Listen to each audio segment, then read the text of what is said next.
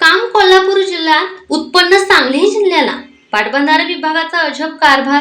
कोल्हापूर जिल्ह्यातील 7 गावांच्या शेतकऱ्यांच्या घामातून उभा राहणारा लाखोंचा महसूल आजही सांगली पाटबंधारे विभागाच्या तिजोरीत जमा होत असल्याने संतापाची लाट उसळली आहे। कार्यक्षेत्र कोल्हापूर जिल्ह्यात सिंचन व्यवस्था कोल्हापूरच्या शेतकऱ्यांसाठी, मात्र महसूल दुसऱ्या जिल्ह्याला, अशी विसंगत परिस्थिती अनेक वर्षापासून कायम आहे। दरवर्षी 30 ते 35 लाख रुपयांचा महसूल सांगलीला जात असताना या 7 गावांचा कोल्हापूर पाटबंधारे विभागात तातडीने समावेश करावा, अशी मागणी पुन्हा जोर धरू लागली असून शेतकरी व पाणीपुरवठा संस्थांनी यासाठी एकजूट दाखवण्यास सुरुवात केली आहे। शिरोळ तालुक्यातील 7 गावांमधील शेतकरी आणि पाणीपुरवठा संस्थांकडून गेल्या अनेक वर्षापासून प्रलंबित असलेल्या पाटबंधारे विभागाच्या कार्यक्षेत्राचा प्रश्न पुन्हा ऐरणीवर आला आहे। कोल्हापूर जिल्ह्यातील गावे असूनही या भागातील सिंचन व्यवस्थापन आणि महसूल संकलनाची जबाबदारी सांगली पाटबंधारे विभागाकडे असल्याने शेतकऱ्यांमध्ये नाराजी वाढत आहे।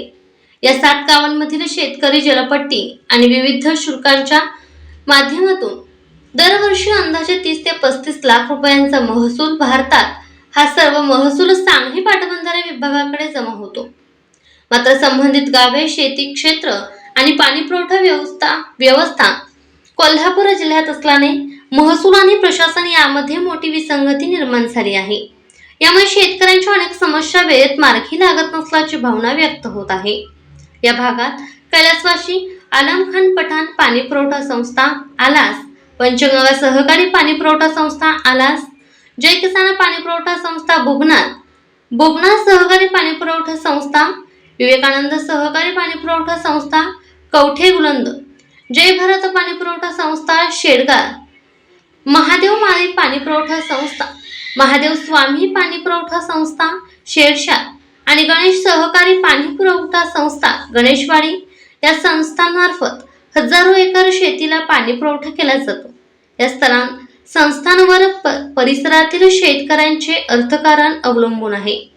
स्थानिक शेतकऱ्यांचे म्हणणे आहे की जिल्हा प्रशासन, महसूल विभाग, पंचायत राज व्यवस्था आणि इतर सर्व शासकीय कामकाज कोल्हापूर जिल्ह्याशी संबंधित असताना केवळ पाटबंधारे विभागाचे नियंत्रण सांगलीकडे असणे हे व्यवहार्य नाही।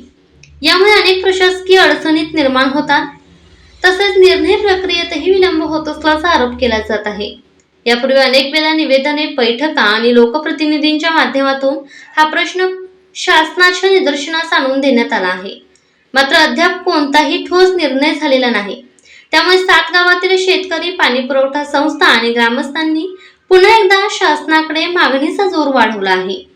कोल्हापूर जिल्ह्यातील या 7 गावांचा सांगली पाटबंधारे विभागातून तातडीने वर्ग करून कोल्हापूर पाटबंधारे विभागात समावेश करण्यात यावा, अशी मागणी आता अधिक तीव्र होत असून यासाठी आगामी काळात व्यापक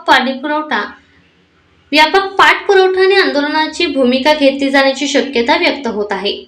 सांगली जिल्ह्याच्या कार्यक्षेत्रातील असलेले नृसिंहवाडी व जयसिंगपूर पाटबंधारे विभाग कोल्हापूर जिल्ह्याला जोडण्यात आले आहे। त्यामुळे शिरोळ तालुक्यातील नदीपलीकडील 7 गावे देखील कोल्हापूर जिल्ह्याला जोडण्यात यावी, अशी मागणी आता जोर धरत आहे। SK news Suresh Kamble, Shirol.